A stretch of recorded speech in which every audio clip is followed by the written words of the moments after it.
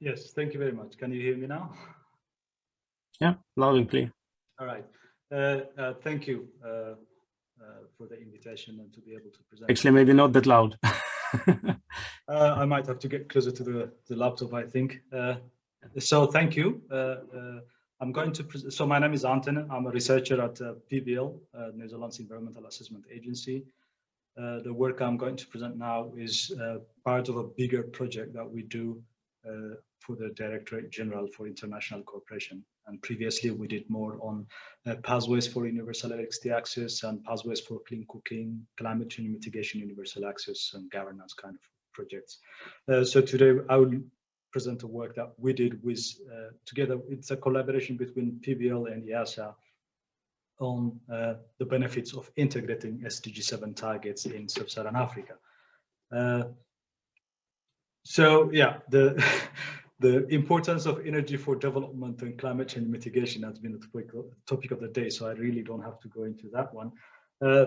But we can see this is a quote from a news brief by the World Bank, where they emphasize that energy poverty is increasingly being concentrated in sub-Saharan Africa, while at the same time, decentralized systems are becoming a crucial part of the effort to provide access. So that's where both efficiency and renewable energy play a considerable role in achieving the universal access target. So SDG 7 has 3 core targets: the universal access, the increasing substantially the share of renewable energy, and doubling the global rate of improvement in energy efficiency. So several countries have prioritized this target as part of the development strategy, but we see that policies for these targets are not coordinated or coherent, and they are led by different organizations, resulting in redundancy or suboptimal results. But if we also look at literature, it shows that more efficient appliances will enable energy services for more consumers, and also efficiency improvements would reduce peak load, which means they will help avoid investments in unnecessary capacity. And also it increases the value of decentralized systems, allowing consumers to derive greater benefits from the electricity already supplied. So to demonstrate this, we try to quantify the synergies between access, efficiency, and renewable energy. For that purpose, we used 2 famous integrated assessment models, image and message, and the focus is on the residential energy services. Now, these 2 models have very different architecture, which allowed us to address the uncertainties at the same time while doing the analysis. So most of you know that one of the main challenges while doing research in sub-Saharan Africa is the lack of access to reliable and consistent data. So we collect data from different organizations that usually are different, usually use different methodologies, have different definitions, and then we need to aggregate and disaggregate the available data to fit model requirements, but then we need assumptions to fill in the missing data.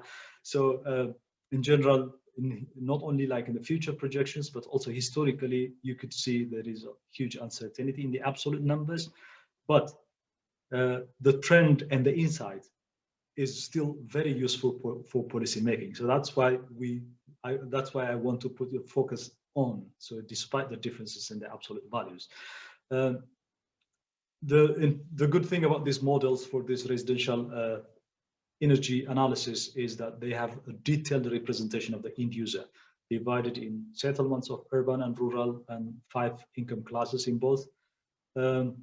But there are also considerable differences between the 2. For example, image links end-use energy demand to economic development, and we project appliance of ownership, hence energy demand and fuel mix, and then we have multi-luminal logics to determine the share of the different appliances and the fuel shares.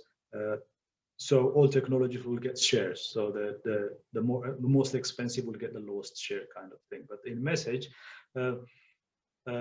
the appliance ownership and energy demand are determined from household survey data. So the whole ownership of appliances is determined by affordability, and there is no limitation in supply.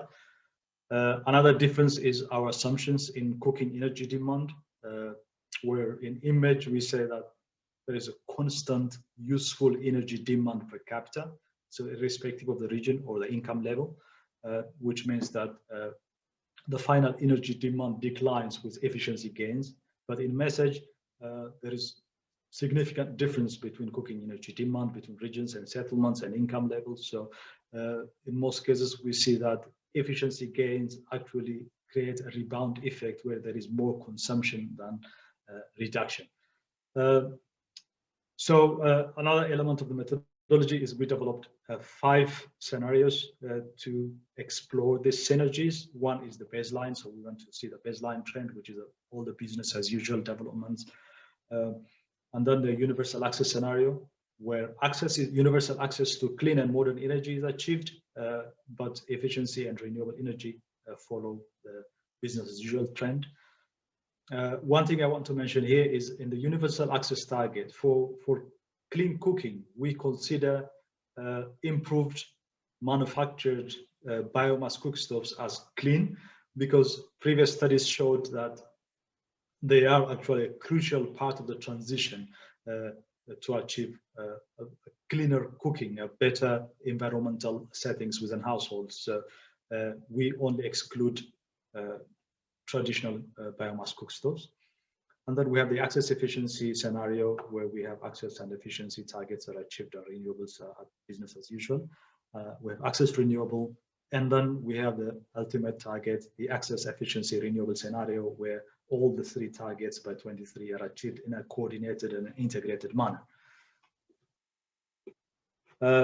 Now, after this methodology, I'm going straight to the results.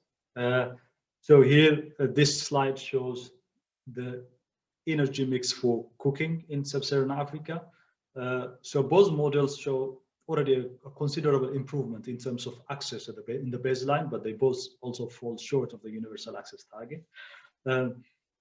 We can see here that in the baseline, in both cases, about 60 to 70% of the cooking energy comes from biomass, but the difference is that image says 80% of the biomass is traditional biomass cookstoves, while message considers about 75% or 80% to be improved biomass cookstoves. But so one thing in common is that they both say about 350 million people will use modern fuels. And if integration, if these 3 targets are integrated, there will be a considerable efficiency improvement that allows electricity and other modern energies to be used for cooking. So still, despite these differences in assumptions and definitions, they both show that the integration would have a synergetic effect.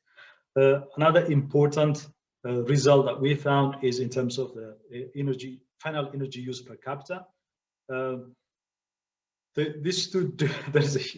of the biggest differences between the models is this projection of the final energy use per capita for image and message. So in image, because of that constant useful energy demand per capita for cooking, we see that the final energy demand reduces as efficiency improves.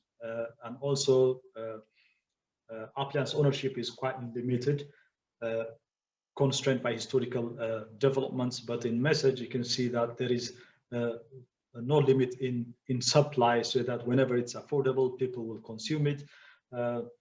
And cooking energy demand also grows. So the efficiency actually resulted in a rebound where in universal access, people consume a lot more than they would consume per capita in the baseline.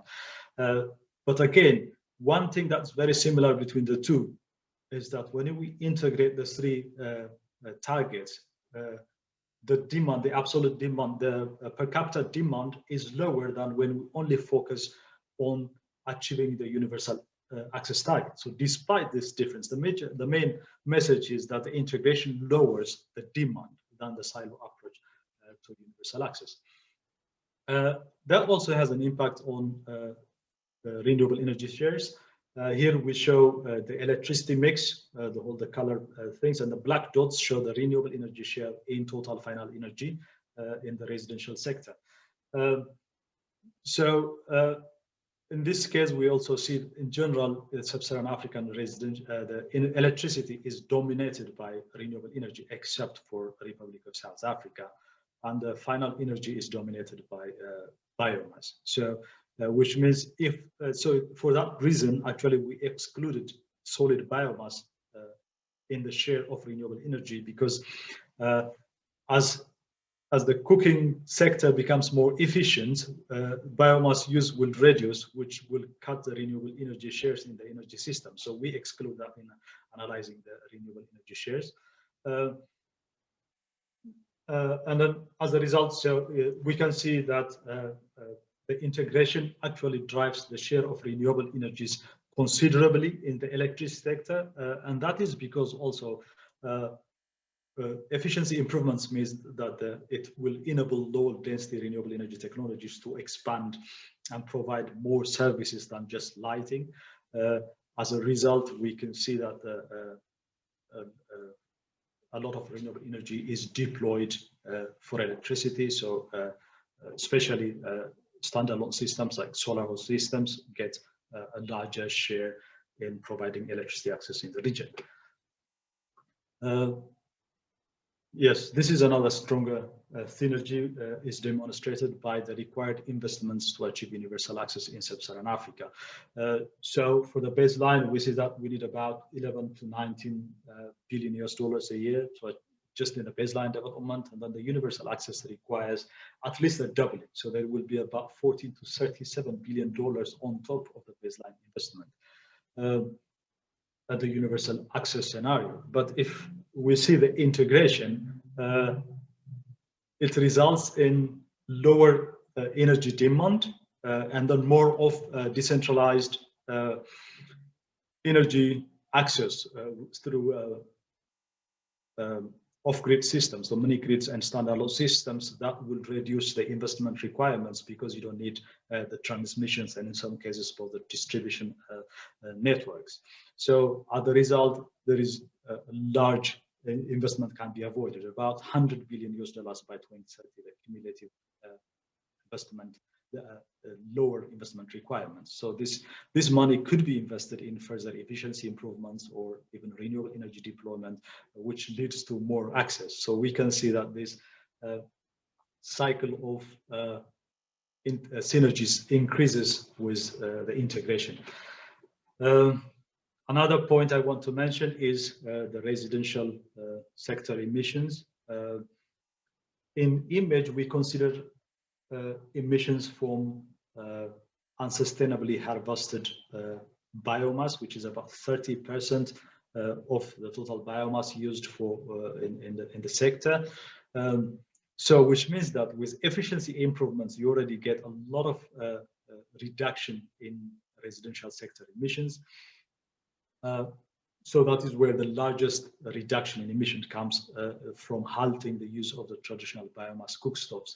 And then you can see the baseline, it just increases significantly, and then access efficiency is lower, and then access efficiency renewable energy technologies even results in a much lower emission from the residential sector. I think this is my last slide. So going to the conclusion. So in general, what we want to say is that there is significant difference between the model approach, the methodology used in these two models, but the general trend shows a significant synergy between these three targets. We see that there is a lower per capita energy demand relative to the universal access. There is a higher renewable energy shares, lower GHG emissions, and lower investment requirements. But I want to mention that we do not include the energy demand for productive uses. So if we have done that, maybe the demand density could increase, making on-grid electricity more attractive. So that would also change all the shares, the emissions, and the investments. But in general, the integration, as we can see, stimulates a lot of gains within the energy system. Despite the low energy level of consumption in sub-Saharan Africa, there is huge potential for efficiency improvement. That is because one, cooking is a very energy intensive service, and two, appliance use are usually very old and discarded and very low efficiency appliances in sub-Saharan Africa. Yeah, that was it. Thank you very much.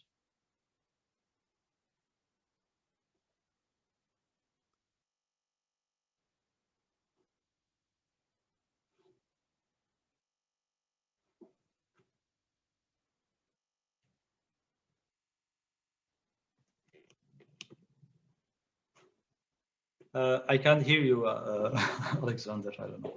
So I forgot to unmute myself, I think. No, basically, thank you very much, Anteneh. So while we're waiting for questions from the audience, I'll take a chance and ask a question.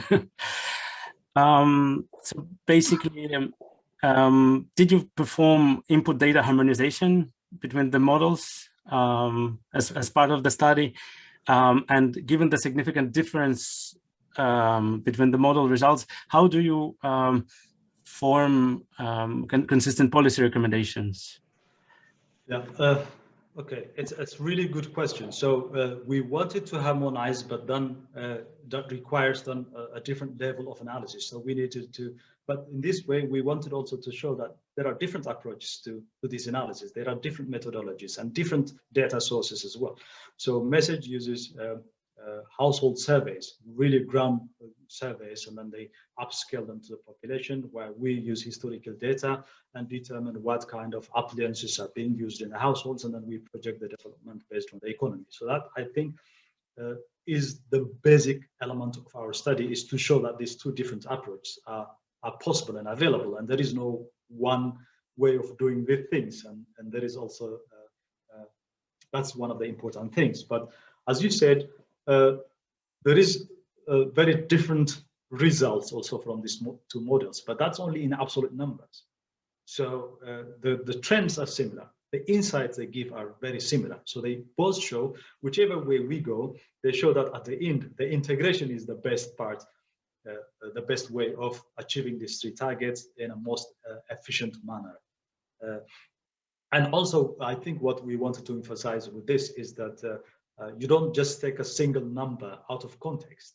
So the methodology is a very important part of our work. So you take one number, and then if you present it outside of the context, then it gives really a different meaning than what really is the result of the model analysis. Thank you very much for a very detailed answer. Sorry. I don't see any further questions in the chat. So if there are some questions, please post them.